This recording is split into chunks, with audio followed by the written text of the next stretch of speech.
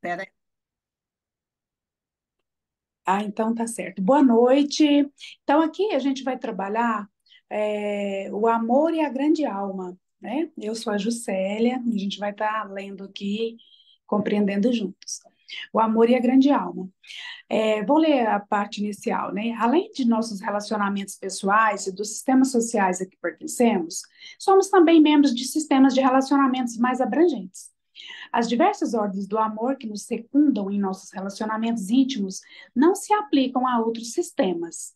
E aí ele explicou por que que não se aplicava a outros sistemas, né? Porque poderia ter consequências absurdas, assim, se a gente fosse fazer da mesma forma. Aí ele passa pela evocação das nossas experiências infantis, aqui, né? Que a gente busca um Deus como se fosse nossos pais, e bom, né? Um bom pai, uma boa mãe, e tá bom. E é isso aí, que a gente confia como criança, amamos como crianças. E a gente vai passando pelos grupos que a gente vai trabalhando, né? Aqui eu achei muito interessante é, uma parte que fala assim, ó. Finalmente podemos nos ligar ao mistério como os pais se ligam aos filhos, comunicando-lhe o que achamos errado em seu mundo e exigindo melhorias. Não satisfeitos com o mundo tal qual é, tentamos salvar dele a nós mesmos e aos outros. Há, porém, o outro caminho. Quando nos associamos ao mistério do mundo, conseguimos esquecer o que se aplicava aos relacionamentos conhecidos. Assim como, ao nadar no oceano, esquecemos os rios que o alimentam, e quando alcançamos um fim, esquecemos o meio. Esse poema aí também, a ausência e presença, eu achei muito interessante, que o monge saiu, né, em busca do absoluto e aproximou do vendedor e pediu comida. E aí eles foram conversando, e no diálogo, o vendedor achava interessante porque é, o, o monge achava até mesmo o trabalho dele assim, insignificante. E o monge responde, né, que diante do todo assim que ele estava buscando, absoluto, tudo se tornava insignificante mesmo. E aí eles vão nesse diálogo aqui muito bonito, em forma de poesia, né, falando da ausência e presença, ao aqui e agora, e aí fala, né, do passado, futuro, e fala do aqui também. Aí fala assim, assim como a ausência está escondida na presença, o passado e o futuro no aqui e agora. Comparando ao que está presente, se afigura contingente e fugitivo. O absoluto parece ilimitado no espaço e no tempo, como o passado e o futuro, em comparação com o aqui e agora. Então ele vai fazendo isso, né? Como a morte e a noite, o absoluto encerra o culto para nós, algo que ainda virá. E aí vai. E mas aí lá no final, quem termina foi o vendedor que respondeu, né, que para nós ainda resta, mas por pouco tempo, a terra.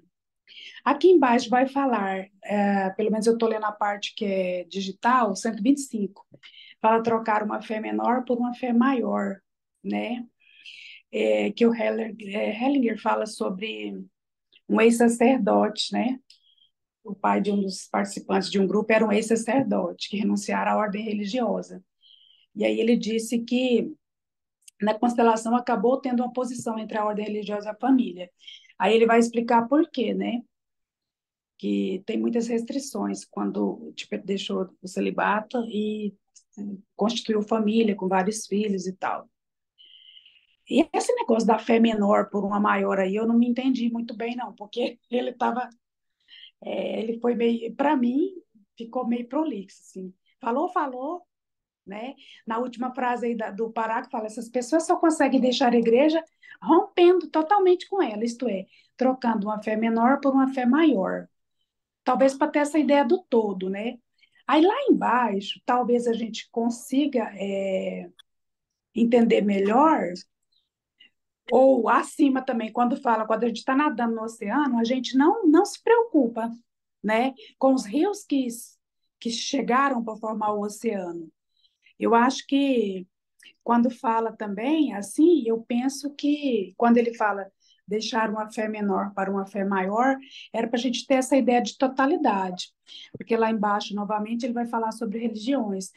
Quando você, por exemplo, fica ligado a um determinado credo, você talvez não, você deixa de observar o que de fato nos liga, né? Que é uma fé maior. E você sabe que as nossas verdades vão sendo, às vezes, deixando de ser aquela verdade que a gente pensava, né? E ele falou que a gente tem uma lealdade muito grande com a família. Geralmente, a, a, até a religião que a gente adota, ela foi imposta pela nossa família, né? Então, fica difícil renunciar até uma religião, e a gente vê que é verdade. Tem pessoas que vai mudar de religião e ela fica até mal vista dentro da própria família, né? Às vezes ela até segue um outro credo, mas ela não pode estar falando, porque se ela falar em casa, ela fica muito mal vista, né? E é meio complicado isso. A Carla tá aí verdinha, quer falar alguma coisa, Carla?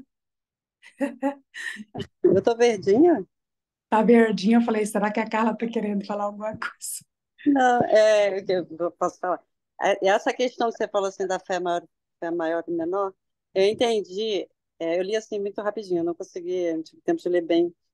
Mas eu entendi o seguinte, porque quando eles deixam o celibato, né, que ele diz que deixa o mosteiro e segue uma família, que ele diz que deve abandonar a igreja de uma vez, porque o que eu entendi que ele quis dizer que ele fica preso à vida religiosa e ele não consegue se desconectar e não consegue assumir, pelo que eu percebi, ele não consegue assumir totalmente essa nova vida, né? Essa vida com a família. Ele não consegue, não deixa essas restrições religiosas. Foi isso que eu entendi. E vive numa relação dessa culpa, inocência, dessa coisa do Deus vingativo, né? É, foi mais ou menos o que eu entendi. Eu li muito rapidinho, não tive tempo de ler bem. Só isso, tá? Ah, então tá perfeito. Aham.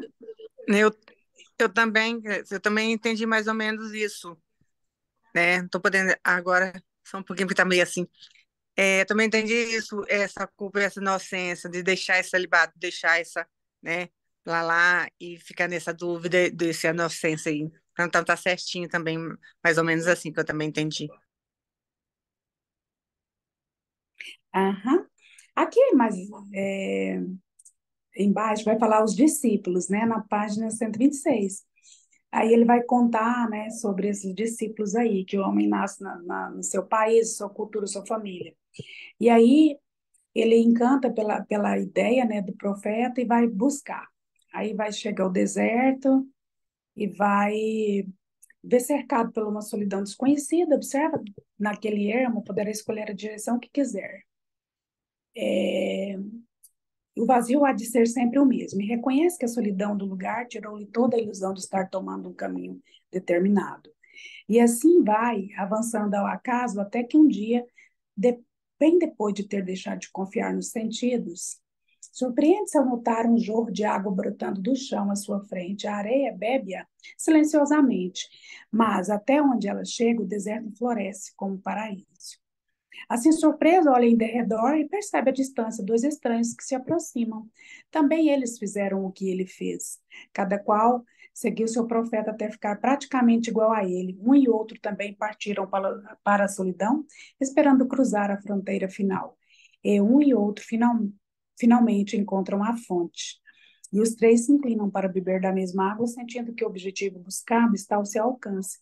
Depois declinam seus nomes. Eu tornei como o meu Senhor, Gautama o Buda. Eu me tomei, né, como o meu Senhor, Jesus, o Cristo. E eu me tomei como meu Senhor, Maomé, o profeta. E cai a noite sobre os três homens, e eles veem o céu cobrir de estrelas imóveis, silentes e remotas. Eu sei que depois daquele silêncio todo, daquela imensidão, né,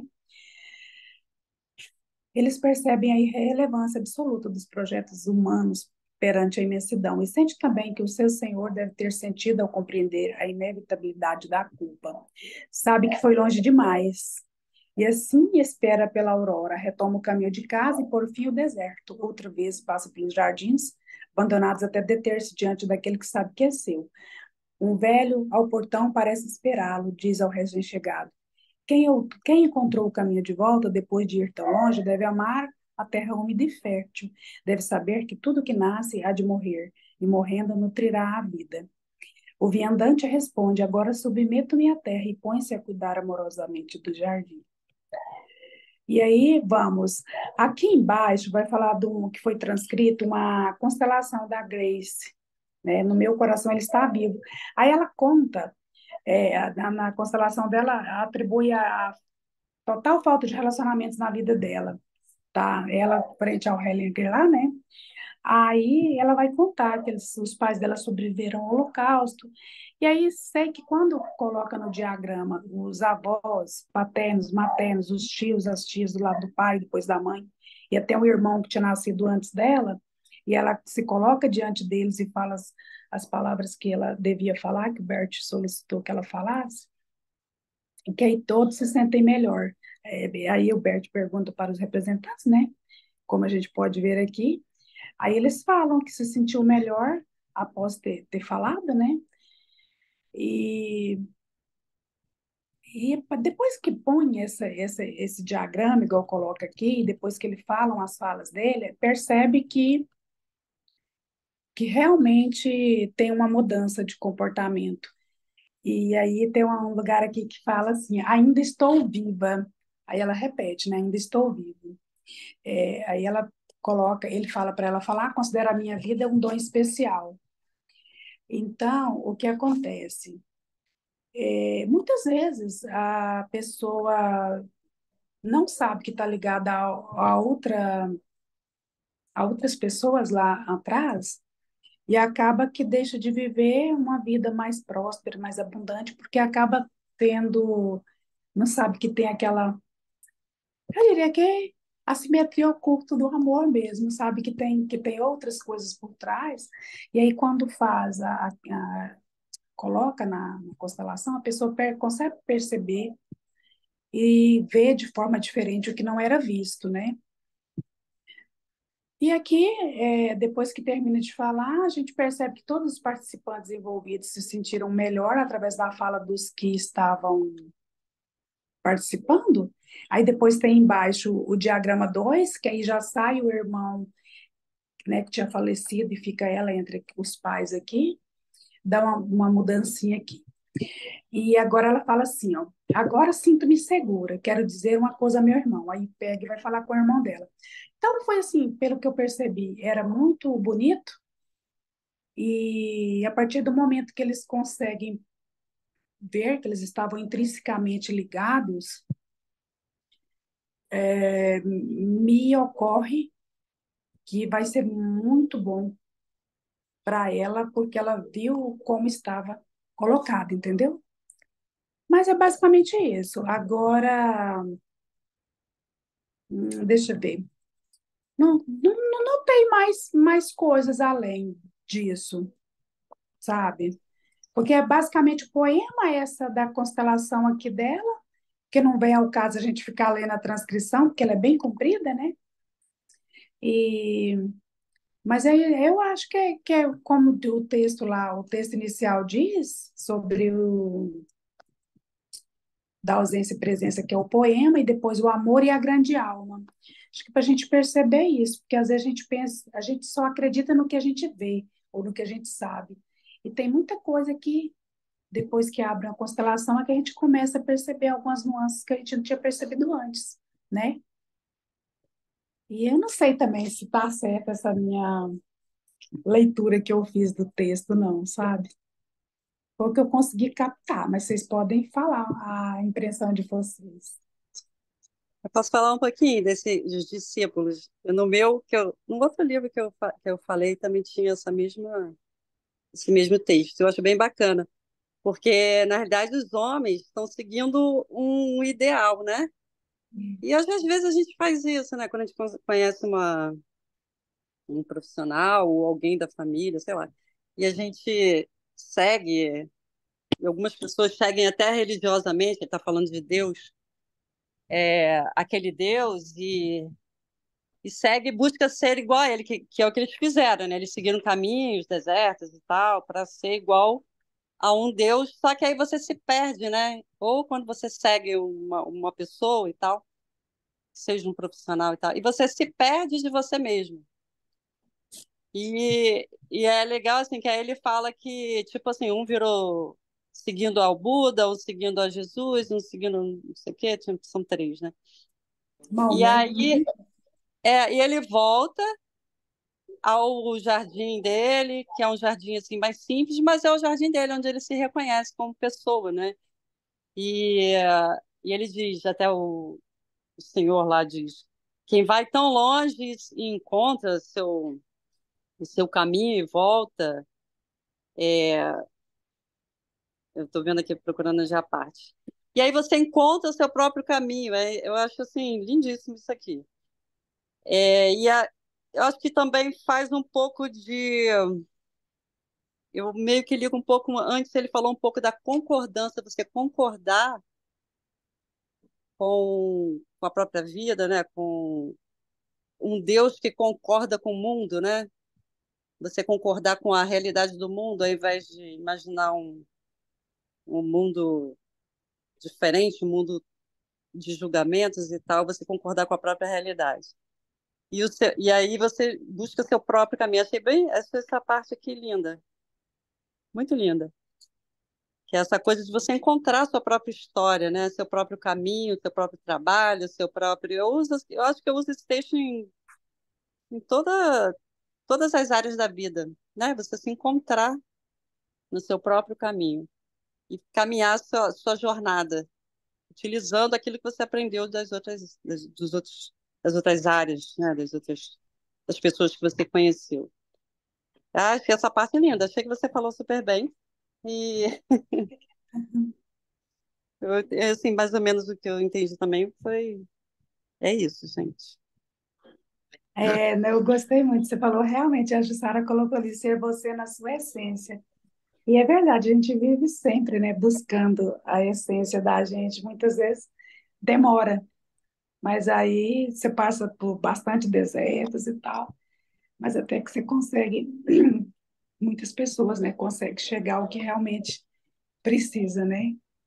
E a gente passa isso mesmo, né? O tempo inteiro procurando essa essência, procurando esse eu, procurando. E fala bem nessa parte que você falou e deixou bem claro para nós, né? Foi bem legal. E eu estou bem nessa fase aí, né? E eu gostei na hora que eu li assim, falou, e você falou bem certinho, assim, bem onde onde eu parei, fiquei pensando, falei, gente, eu estou nesse ponto. Ah, cadê essa essência? Cadê nessa descoberta? E eu gostei bastante. Obrigada aí, gratidão. É uma coisa que eu acho bem bacana, acho que até falei um pouco, essa que eu acho assim, difícil, tá? Mas que eu acho bem bacana, ele fala em vários livros, assim, que é essa concordância com a própria realidade, né? A gente fica meio assim, reclamando das injustiças, das coisas que acontecem, né? E depois que eu comecei a conhecer a constelação, que eu comecei a praticar essa coisa de concordar com a realidade, eu não consigo totalmente ainda, que eu acho isso uma coisa, para mim, é um pouco difícil, mas assim, é, a vida fica muito mais leve. E você concordar com a realidade das pessoas, com a sua própria realidade, como é, isso não quer dizer que você vai se paralisar, que você não pode buscar uma mudança, uma transformação. Isso não quer dizer. Quer dizer que você concorda com o que acontece e você dali, você toma força para partir para algo que você acredita que seja melhor. Então, isso aí, para mim, esse pedaço aí, é uma filosofia de vida. É que eu uso na minha vida diária, que é essa concordância no sentido de pegar como força e aplicar na minha vida para construir uma coisa melhor, não para ficar paralisada naquilo que acontece. Mas, em vez de ficar reclamando, né, com as coisas que acontecem no mundo, achei legal. E o que você falou do Deus, né, quando a gente usa Deus como pai, né, que as pessoas usam. Por isso que fala, que em outros textos, o Bert fala, né, pai, né, as pessoas chamam Deus de pai. Elas buscam um pai, né? E, na realidade, a religião, ela está dentro da gente. E a gente busca esse Deus para satisfazer, para botar nele aquilo que a gente quer que aconteça, a gente joga para ele como se ele pudesse fazer por nós.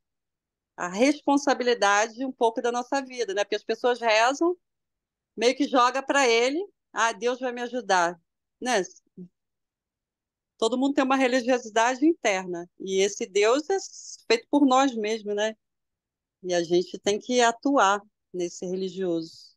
E aí, eu acho que é um pouco do que você falou aí, tratar o Deus como pai, como mãe, né? Aí a gente age como uma criança, esperando que alguém faça algo por nós, ao invés da gente agir. Isso aí eu também acho bem bacana. É isso, gente, não vou falar mais não, fechar. Não fale, tá indo bem, tô adorando. Mas é isso aí mesmo. Então, assim, eu gostei muito, tanto da constelação que ele mostrou aqui. Aí, no final, ele fala assim, no final da constelação, depois que ele apresentou tudo, ele fala, é o Hellinger mesmo, né? Fala assim, desejo-lhes todo bem e paz possíveis. Aí agradece, né? Obrigado para os presentes após longa pausa. Na Alemanha, ensina-nos que não devemos esquecer, devemos recordar o que aconteceu. Frequentemente somos censurados por pessoas que se julgam superiores, o que produz péssimo efeito na alma. A maneira certa de recordar é o que acabamos de fazer aqui, lamentando junto com os mortos, sendo um com eles. Isso cura a alma, tudo mais é prejudicial. Aí teve outro longo silêncio. Preciso de algum tempo para me recuperar, espero que entendam porque eles tinham conversado com todos os integrantes, né, da família da moça lá, dos pais, da mãe que tinha falecido, e realmente isso também é verdade, né? Geralmente quando morre alguém da família, tem famílias, por exemplo, que, vamos supor, morre um avô, um bisavô, o pessoal nem gosta de levar as crianças, ou às vezes algum adolescente para ver, porque acha que vai traumatizar e tudo. E aqui ele falou da importância da gente colocar frente aos mortos, né? E ser um com eles, né? Perceber assim, igual aqui nesse caso foi um destino muito difícil, né? Que foram mortos, tal, na guerra e tudo.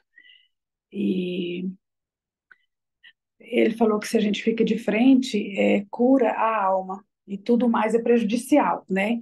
Porque tem muitas histórias que ficam escondidas por décadas e décadas e até séculos, né? E depois, um representante lá na frente vai estar passando por aquilo, né? Tipo, meio que.